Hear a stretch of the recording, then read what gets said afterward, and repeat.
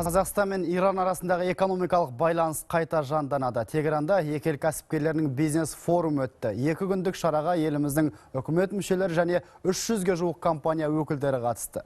Екі ел тарихында болып көрмеген шара барысында бірқатар келісімдерге қол қойылды. Қазақстан мен Иран бірлесіп инвестициялық қор құрады. Иран үкіметі алдағы 5 жыл ішінде бізден 1000-ға жуық жолаушы тасымалдайтын вагон сатып алмақ. Екі ел бірлесіп тұрғын үй құрылысына қаржы құюға да келісті. Қысқасы, бұдан былай мемлекеттер арасындағы байланыс бұрынғыдан да жақын бола түспек. 80 миллион тұрғыны бар Иран Қазақстан үшін үлкен нарық. Әрі парсы шығанағына шығар қақпа болса, Иран үшін біздің ел Қытайға бастар төте жол. Әлем алпауыттарының Иранға салған санкциясы Қазақстан мен Иран арасындағы сауда-саттыққа кері әсер еткені рас. Бірақ екі елдің үкіметі де келешекте бұндай кемшіліктерге жол бермейміз деп отыр. Тегераннан Ғабит Бөкенбай.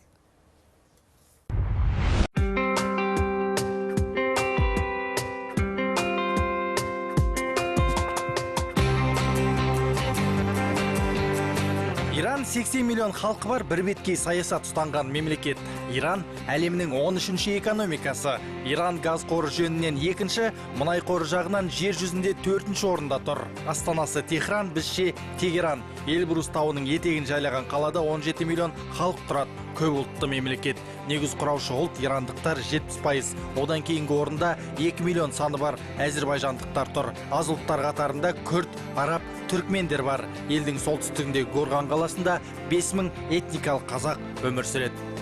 2016-ның 16-шы қаңтары Иран үшін санкция деген сергелдең аяқталған күн. Бұғаудан басы босап, әлемдік нарыққа қайта оралған Ислам Республикасы дәл қазір инвесторлар үшін өте тартымды нарық. Әсет Исекешев бастаған қазақстандық делегация ТМД елдерінің ішінде алғашқы болып, өз өнеркәсіптік әлеуетін Иран нарығына таныстыру үшін арнайы келді. Иран является 13-й экономикой мира. Иран әлемнің 13-ші экономикасы екені белгілі. Қазір бұл ел өз ішіне де сыртқа да көп инвестиция салады. Сондықтан Қазақстан үшін үлкен мүмкіндік есігі ашылып отыр. Біз бірнеше бағытта байланыс орнаттық. Оның ең негізгісі сауда-саттық қатынасы екені даусыз. Министр Мухаммед Реза Нематзаде өз сөзін Қазақстан айналасындағы алыптармен араздаспай достық қарым-қатынас орнатқан бейбіт сүйгіш ел деп бастады. Иранға алғашқылардың бірі болып енген Қазақстанға ел билігі жан-жақты көмек көрсетуге дайын.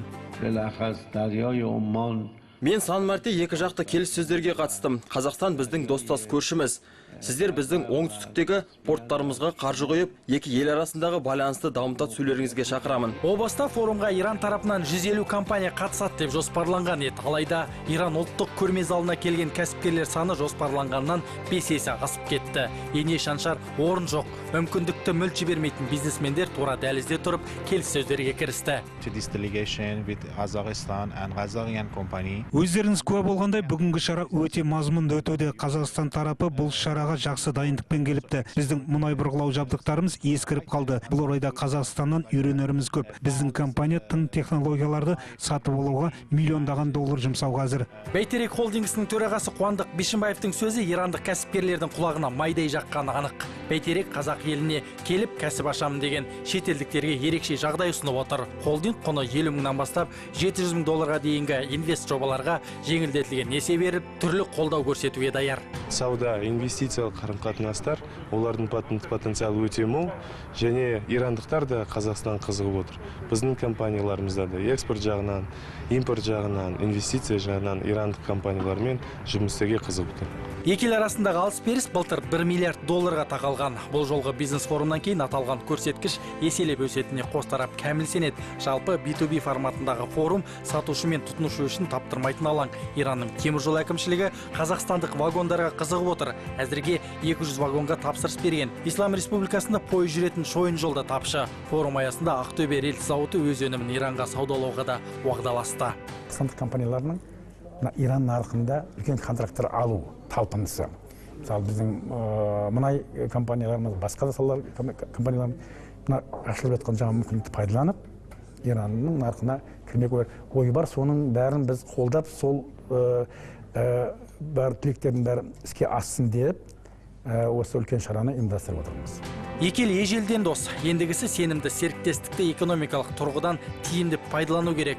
Бұл форум қонақтарының ортақ пайымы. Мы привезли сюда порядка 160 компаний. Біз мұнда 160-қа жуық компания өкілдерін алып келдік. Олардың басым бөлігі біздің даму қорынан қаржыланады. Біздің мақсатымыз осы форум аясында мейлінше көп келісімге қол жеткізіп, елге инвестиция тарту. Қазақстанның химия өндірісі жақсы дамығанын білеміз. Біз сіздердің елдеріңізге алғашқы кезде 10 миллион доллардан бастап, әр қарай 200 миллионға дейін инвестиция құюға дайынбыз. Айта кетейін, біз Иранда химия өндірісін қолға алған ең ірі компанияның біріміз. Қазір екі ел арасындағы экономикалық байланыс сан саланы қамтиды.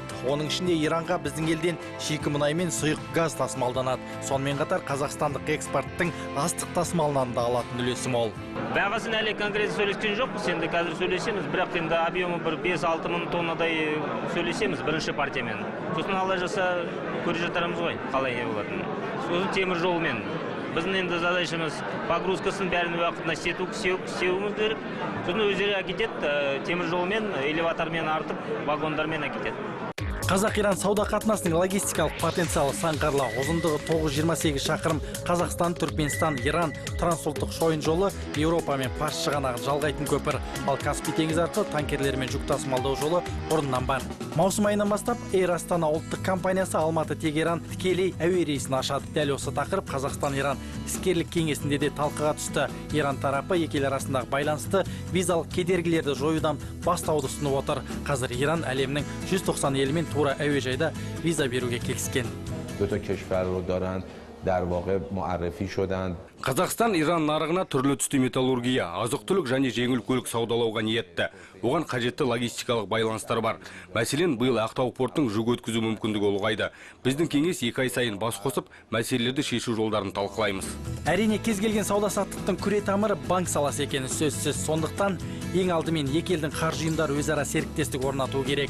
Қазақстан Иранға қой етінде саудалайды. 5 жыл ішінде отандық компания Иранға құны 30 миллион доллардың етін дайындап бермек. Таяу шығыстан қазір өте көп елдер біздің қазақтың қойының етіне өте қатты сұраныс болып жатыр.